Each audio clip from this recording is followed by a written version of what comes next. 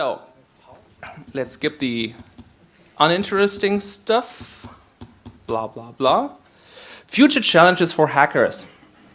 If you take a look at operating systems today, they come in much better basic out-of-the-box security than in the beginning. For example, if you start up Windows, Windows XP, Windows 95 out of the box 4 years ago, or you have an old SUSE Linux from version 4.3 or something, it runs with so many open services, basically no security at all. If you take today's look at what you have as security if you install the Solaris box, SUSE Linux or Windows XP, much higher security level. And this is going to be better. So every developer of software will try to do better security out of the box. Because they're actually trying to do security out of the box, which is new. Yes, that's new. Let's take, for example, Microsoft. Microsoft learned a lesson.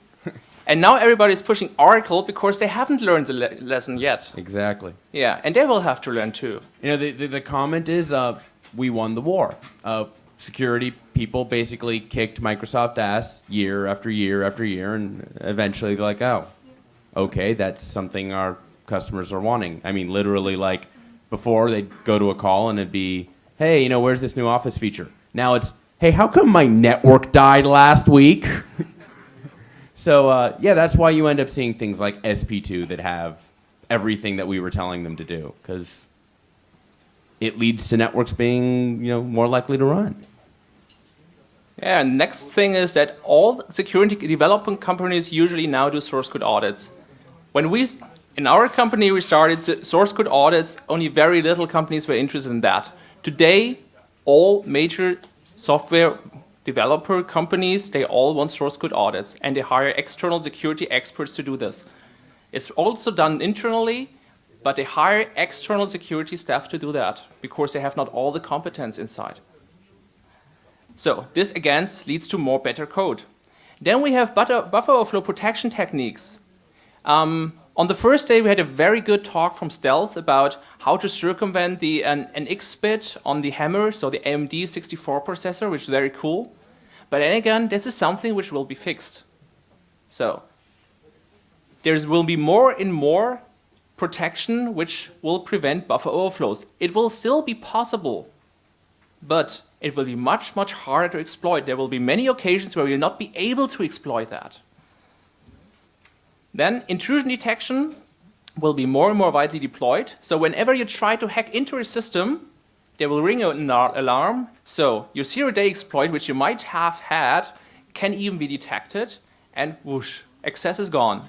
10 minutes after you thought, hey, I made it finally. Also, security logic of administration and also of management gets better time over time. When I started computer stuff and got at university and started hacking, there was no courses about security.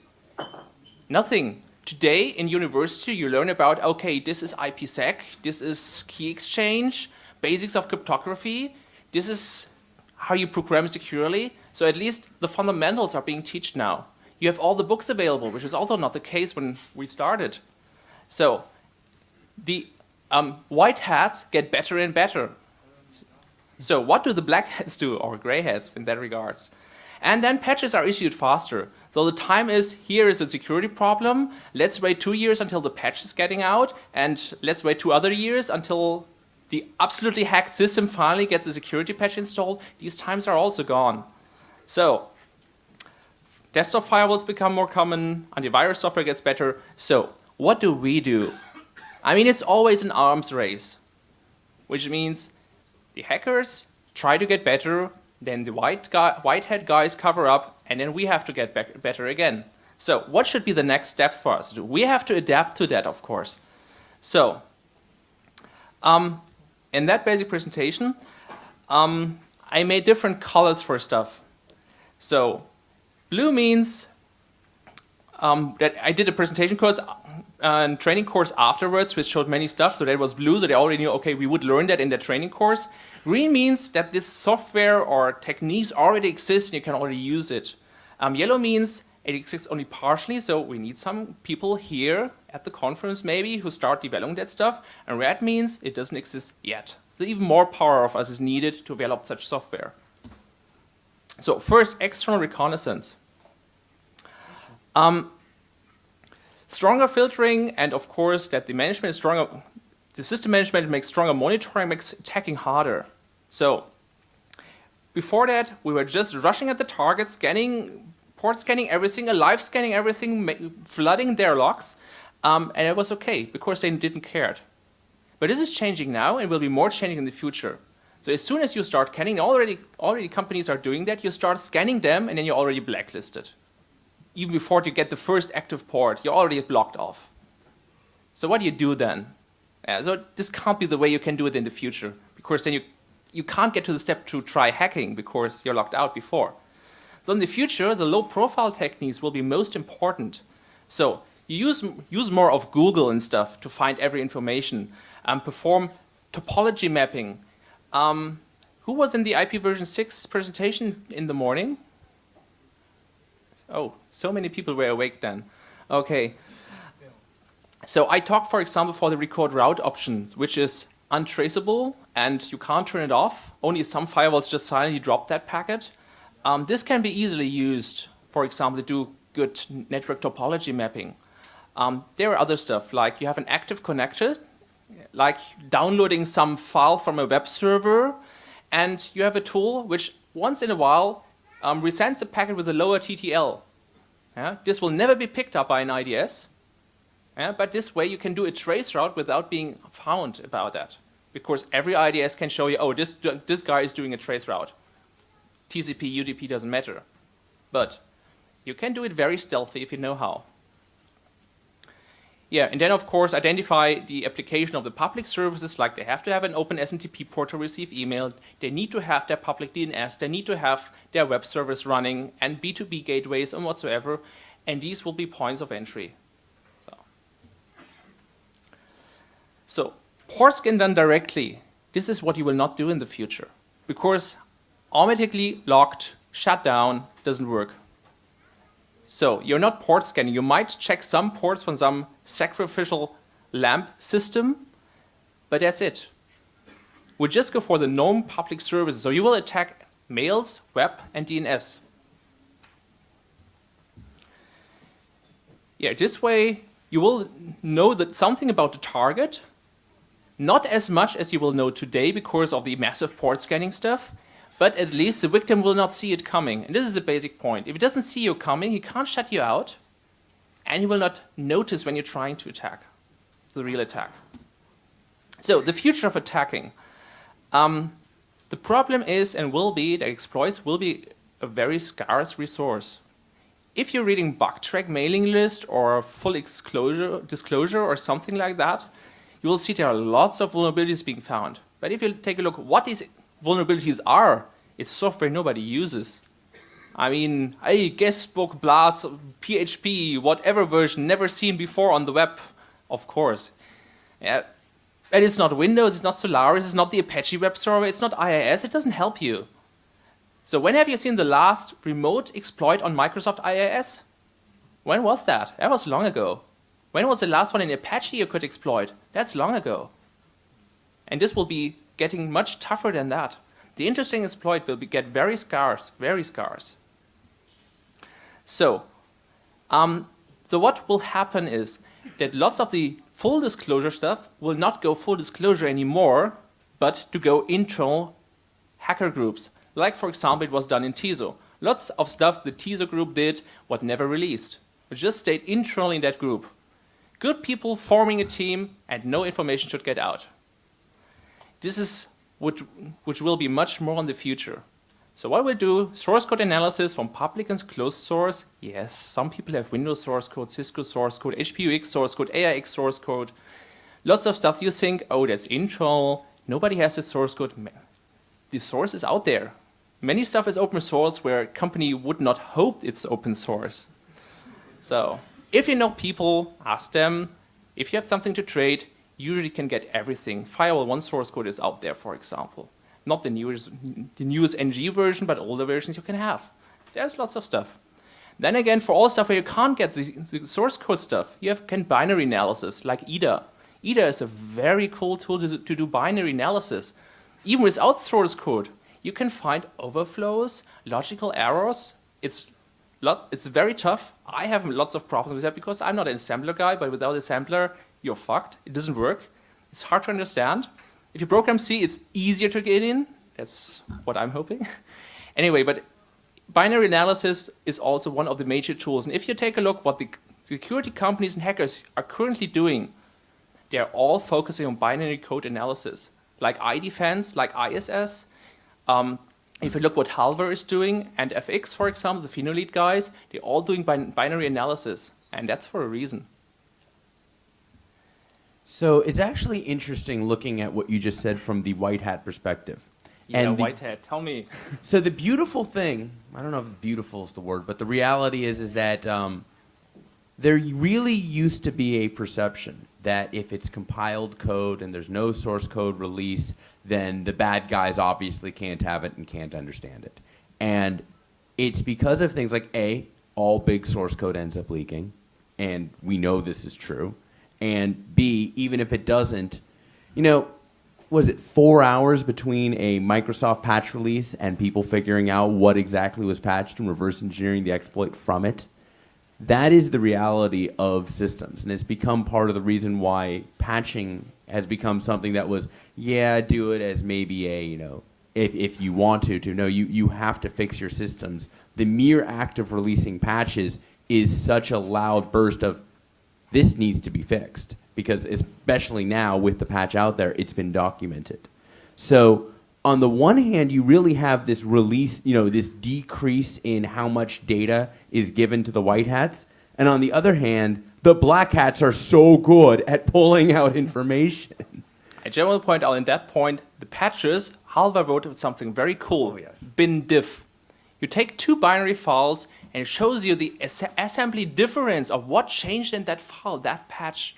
So by that, you can find sometimes in Microsoft patches, they are patching a security holes they announced, and in the same patch, patching two other security holes they are not telling about. ASIN 1, very favorite, where they patch more than one stuff. Yeah, there's a long history of you don't always tell people what you're patching, but the reality is that they're finding it. Oh.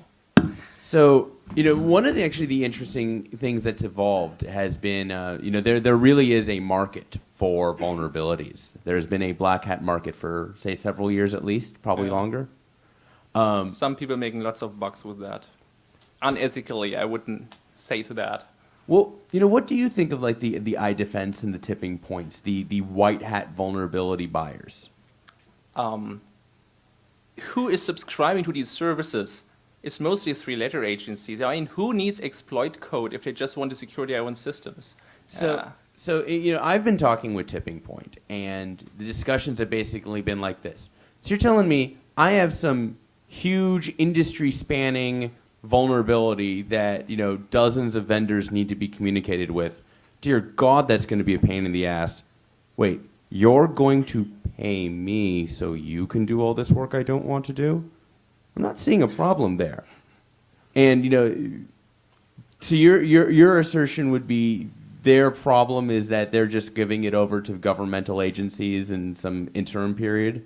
No, well, now we talk about ethics, and ethic is if you do hacker stuff, it should be free, it should be open. You should not make money by that, by blackmailing companies or cracking their databases and stealing the data there and selling it to other people, or doing spamming services by renting your zombie networks and stuff, and also not writing exploit codes and selling it to three-letter agencies. Yes, at least that's my ethical thinking. Others might think different, and do.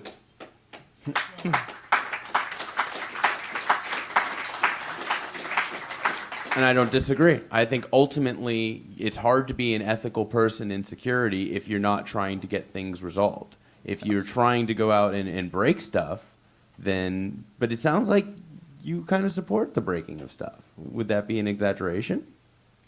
What do you mean by breaking of stuff? So earlier, you were talking about the distributed war dialer. Yeah. So how does that play in an ethical framework? I don't mean to be putting you on the spot. I just think it'd be an interesting discussion. You're doing.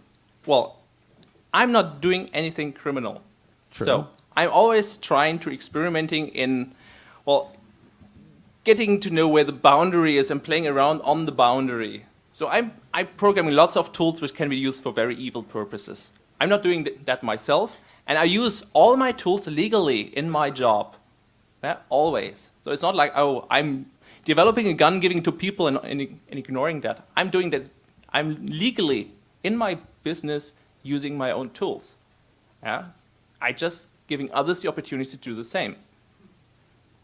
War dialing, source code stuff, password cracking. It is a legitimate point to be made that there really are a lot of critical networks that have these open phone lines. And there's that old perception from the past that, these things will never get found. Yeah. And, just like we had these vulnerabilities in code will never be found. No one will ever dial these lines. So it sounds like your tool at minimum would lead to, we really can't have just open modems and open lines. Yeah, exactly. So how do you think, suppose you could do whatever you wanted, you wave a magic wand, how would you deal with the remote administration problem? How would you allow sites to securely remotely administer critical systems? Because that's why a lot of these modems are there. A lot of them are against Cisco routers, and there's if the network goes down, you can always dial in. How should it work? Challenge response passwords, one-time password stuff, modem only activated on a central console if, we need a success. The basic stuff, that's 101 on security. It's not knowledge which is new. It's all documented everywhere. You just have to do that. So you've been doing this for years and years and years. How have you seen similar improvements in how remote management is handled? Yes. Yeah, I have seen that. Also, it depends on the awareness. The first time you do war dialing for a company and you find everything open, you can power down their data center. It's just because the modem is there, you dial in, I can turn off the power. Great. They have two, but controlled from one console where you can dial in. Very good. Or most German companies have the Siemens PBX system. Very nice, remote dial-in, standard password, never changed. Siemens also advise or should not be changed. If you are the administrator, you know how to do that. You can do it, but so far I hacked all of them because then they choose very weak passwords. The strongest one was 12345 I had so far. No kidding. Wow. Yeah, no special skill is needed. A kid could do that. Yeah, but then again, after this happens, they change, they learn. So we have to do it. Oh yeah, okay. Sometimes even they didn't know about that. For example, if you have an EMC database. Whatever you call it, large hard disk space, they all have a remote modem to dial in on a Linux box. You have to know that. If you're just some manager of an operation center, you don't know that. So. All right, I think there's actually some potential here. Disturbingly embarrassing security holes we found in audits. So I don't know if I'm going to name the company that was involved here, but you went to the web interface for user administration. And it would say, here's the username and, here's the password. But the password was, all asterisks, all circles. And I'm like, that's the right number of circles. View, source, scroll down. Yeah. When you actually viewed the source on the user description page, it actually had the password in clear text. But don't worry, it's displaying it in an HTML password field. But yeah, people do some incredibly stupid things in terms of attempting to secure systems. And the worst is when you see it. That was specifically supposed to be a security mechanism. This is security code that I was working on. What kind of stuff have you seen? The best thing I ever performed was an penetration test for Danish outsourcer, so critical stuff. I could hack their Linux box on the DMZ. Well, that's not so special, okay. They had voice over IP in their internal network. So everything that was 4 years ago, so the Cisco voice over IP phones, they were pretty new, so this was state of the art, bleeding edge. And well, they were not sure how to configure it. And they configured like many companies do today. Well, you just do VLAN, but the Q type of VLAN, so it's just VLAN tagging. And well, you just have to tag your packets like I want to be in this network, on this VLAN ID. Yo. So I scanned, oh, I saw some tags. Oh, they have VLAN Q here. Cool. Great. Let's tag into all VLANs which are there and see what we can find. Yeah, and there was this voice over IP network. Uh-oh. Then I installed an ARP spoofer, the Parasite. My ARP spoofer, man in the middle, transferred all the traffic over my DMZ system, transferred it out, played WAV files of the internal phone communication from the internet. Well, this was the coolest hack I ever had. Did you have any issues with the codecs that were being used, or was it all 711 because it was internal? 711. I mean, today either will can play that. Back in that time, it was not possible. So there was some hack of putting software together to finally hear something and present that, and they ooh. Oh, my favorite was, so you look at Vomit, the first of the voice over IP sniffers. Yeah, and so Vomit said, oh, intentionally, we don't have a mode that will play audio straight off the network. And I look at it, and I'm like, wait, this thing accepts files, and PCAP will take traces from standard in. So it's just like TCP dump, -W, dump to standard out, Vomit, -R, read from standard in. Oh, look, Vomit's working in real time now. No. Stupid little tricks. No. Well, but maybe to continue on that stuff here, what some expert hackers are doing, and that you should be aware of, especially if you're a developer of some important critical piece of software, they monitor all changes. So every change, every CVS change you're doing to OpenSSH, to Apache, to bind whatsoever, they get daily in an email. And then take a look what was changed to be the first one to discover a new bug. And more people will do that in the future.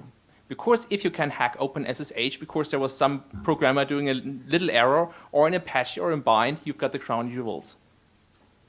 So this is what others are doing, so learn from the others. Yeah, as I said, hackers won't publish their vulnerabilities, but trade with the fellow hackers. Well, in the last years, it was not needed because there was just so many vulnerabilities. You could just have it, give me something later. The scarier the market is, so you will need to have something on hand to trade. What already is happening, but not as professional as will be the next years, hackers will collect, well, they will have their targets, like I want to target CNN, Microsoft, blah, blah, whatever company, bank XYZ, and it will find out what are the servers and what services do they have. For example, oh, on this IP address, they have SendMail in this version running, and they have Apache as web server running on that server, and keep a database. And whenever a new vulnerability comes up, they check their database, oh, to what can I hack in now? And also checking how often will they update their software. So if there's a new patch available, and you see from your database, because you're scanning regularly, oh, they needed 3 weeks to implement the patch. This is very interesting information. I know 2 people who do that already, and more people will do that. Because otherwise, you're losing your edge. Yeah, and also important for vulnerabilities, there will not be that many, this is administrator or remote root or whatever vulnerabilities. So in the future, you will have to combine small hacks, exploits to finally get root. So in the first, you get into root shell as no whatever user. Then you use a kernel exploit to break out of the root, and a final exploit to get root on the system or something. Something like that as an example. So the one vulnerability, I'm in and I'm root and I'm God, this will This will not happen in the future. Trusted compartments and all that you will see and already have on many systems if you just configure them. This will make life much, much harder. So once you have access, is the yellow, can that be seen in the backside? Because I can't even see it on my screen. Yeah, direct kernel patches. I mean, I wrote that 9 months ago. Direct kernel patches are today's state of the art. I mean, it's even yellow, so I thought, oh, not that much intelligence put into that. I heard even of a Solaris rootkit which does that now. So direct kernel patch is important. No loadable kernel modules and stuff. If you root directly write to memory and change things you want, cannot be found. Leaving no traces, very important for forensics. The expert hackers today don't write to the file system. Everything is in memory. Yeah, of course, also for Windows XP in 2003 and stuff, of course. So, system backdoors. For Windows, this will mostly be doing stuff with DLLs. A friend of mine working in our company once did a forensic job where this Gina DLL was replaced. And the password hash would always be the same if you set a password for a user. Find that. Password, if you know that hash, you can get into every account. Find that as a forensic expert. Find that bug, that hole. And backdoors will be much better. So much better hidden takeover sessions inline, like it's a normal web server, but if you type one special get command or one special option, it just triggers something special and gives you a shell or information. Well, shell can be easily detected, but you can also do like hidden commands and hidden replies and HTTP very easily. That's very nice. Yeah.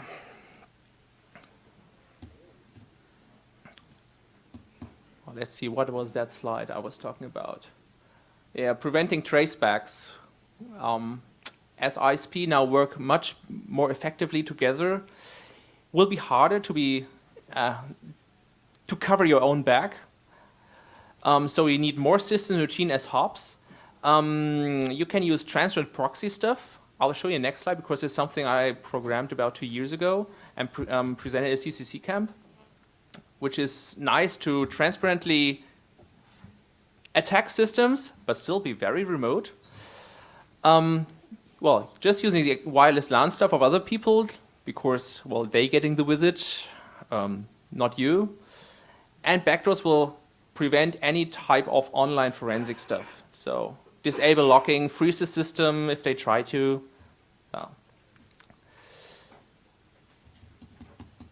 Okay. Yeah, internally, this is also something interesting. It will more and more go to passive stuff, as I told.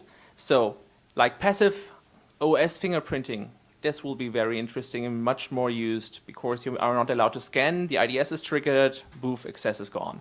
So you have to be very stealthy with internal, so everything has to be passive. Also, injection attacks will be more common and not the, oh, I exploit that SMTP service.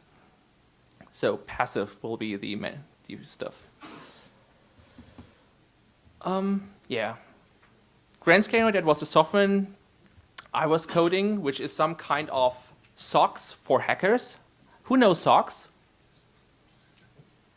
More people should use that. It's very, very cool. You can even use it with UDP now. So let's assume you hacked maybe, well, some old Apache bug, doesn't matter, into that Solaris web server in the DM, set it there. So from this web server, you were allowed to connect to a database on a Windows machine, like SQL server, for example. Also buggy, so you got access to this system as well. What this software allows you now is to define transport endpoints. So you say you're starting Nmap on your own machine, but all the connects Nmap is doing is performed from the internal web server. So you're starting your local commands, And it's all done internally on the internal network. You can do this with socks. You can do this with this tool, or we had one talk we had yesterday on the first day from the French guys about the Syscall Proxying. Yeah. Similar technique. This is just TCP/IP. They try to do system level stuff. Mm-hmm. So similar concept. This is very, very interesting stuff. This makes hacking much more easier. In old times, you would have to deploy to get all your exploits and tools down to the Solaris box. You hack the next systems. Oh, now I have to get all my Windows box to the Solaris box and from the Solaris box to the Windows machine. This sucks. So just installing a little proxy, they can get that do all the stuff. It's easier and better for anti-forensic purposes. There are no tools.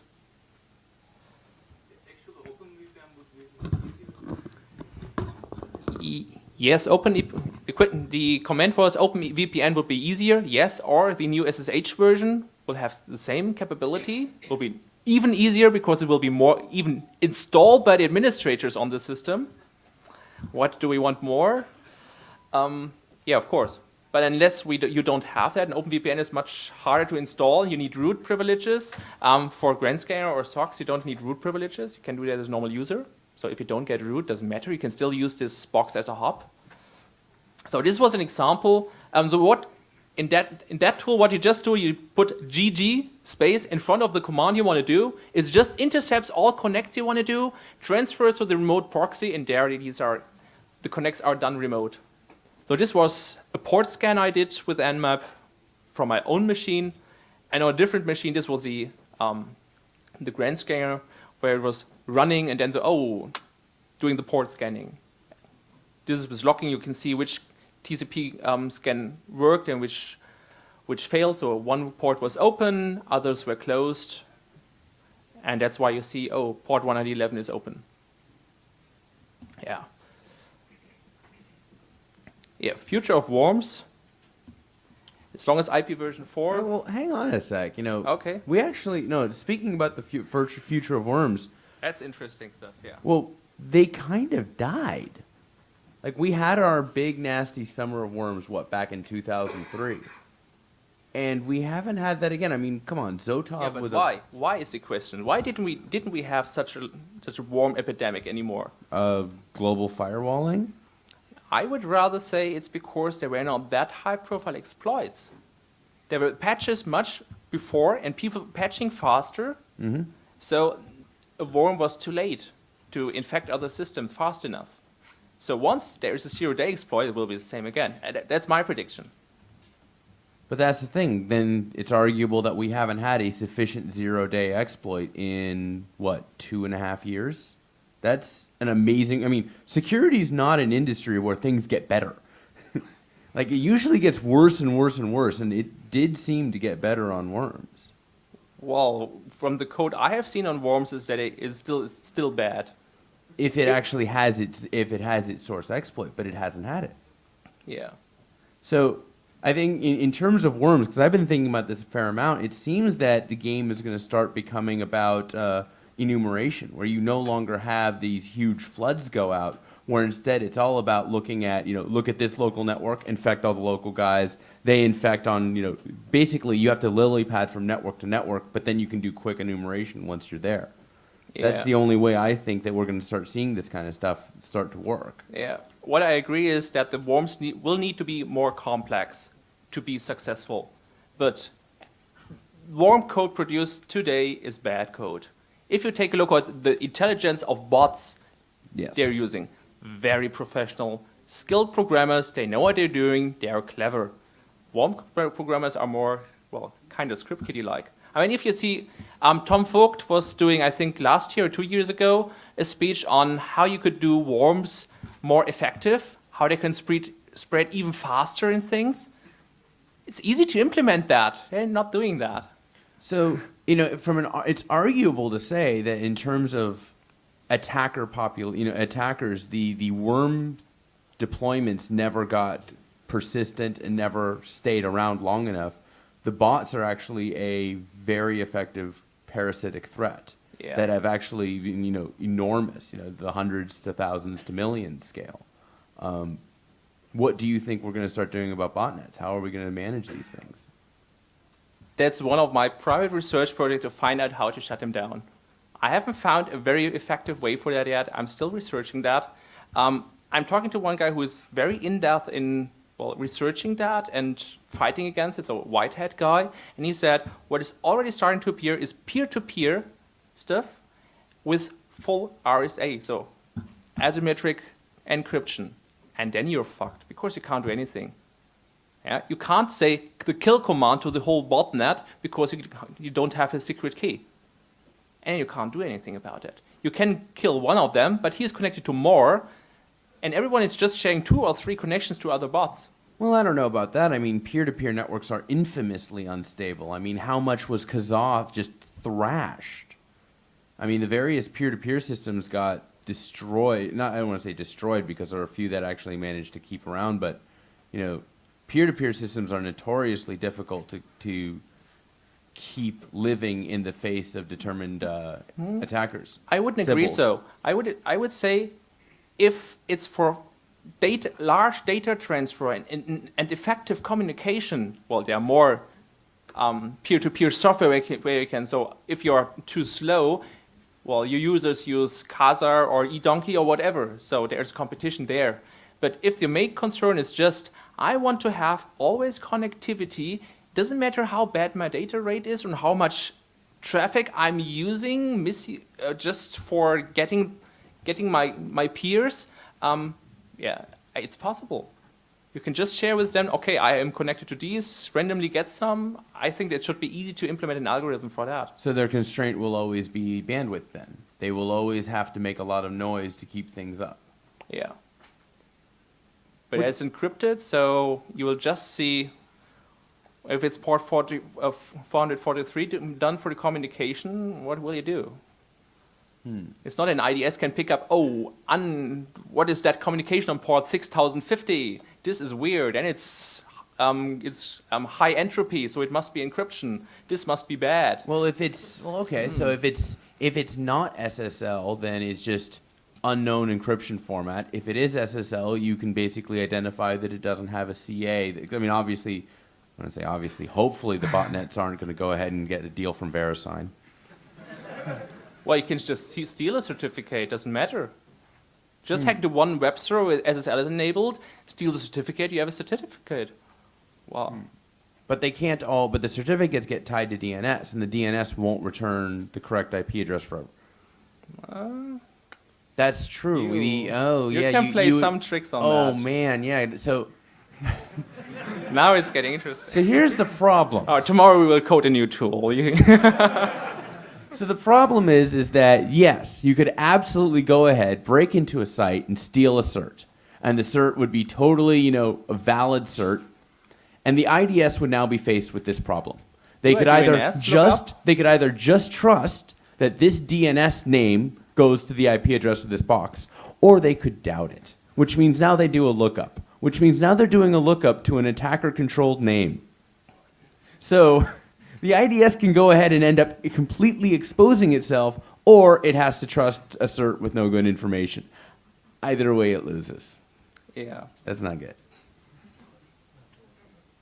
So I think bots are really a problem, and we will not get rid of that. Because there's much money behind that, and with money you can buy a lot. Now, when there's that much money behind that, there's probably not that high a population of people who are... How large do you think the bot-producing population is in terms of groups of programmers? I have not the slightest idea. Maybe someone else has. Does anyone here has an idea or knowledge or know people or stuff? I mean, okay, some are in jail, some others work in German computer companies now. Or Israeli companies, doesn't matter. Anybody, any idea? Would the bot hackers please stand up? No, or just knowing a friend who, or a friend of a friend who. So, what is the ultimate alternative? I mean, if bots become this huge problem.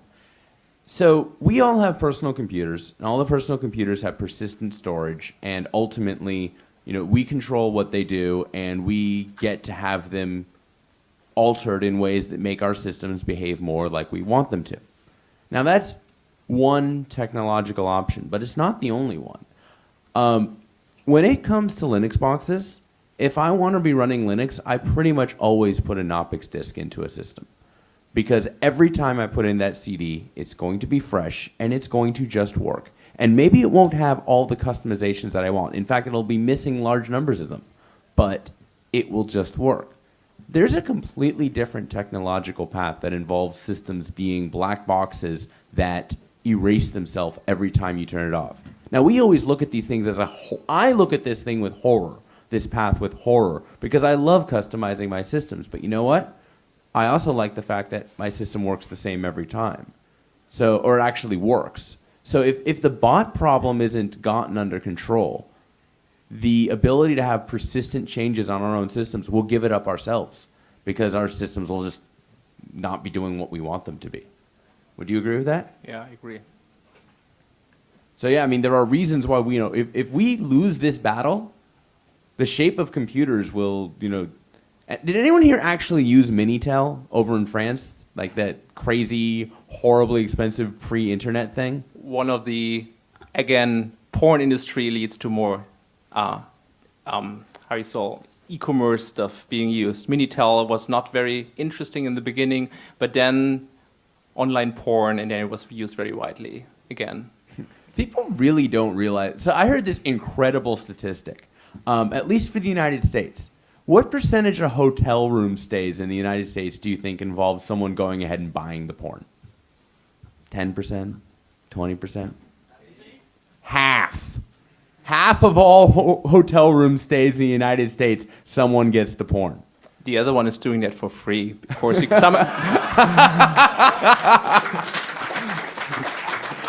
There was yesterday a very nice speech about the infrared stuff, which showed you how you can do it for free. Just doing an USB TV works all the time. I have such a device, but just by accident.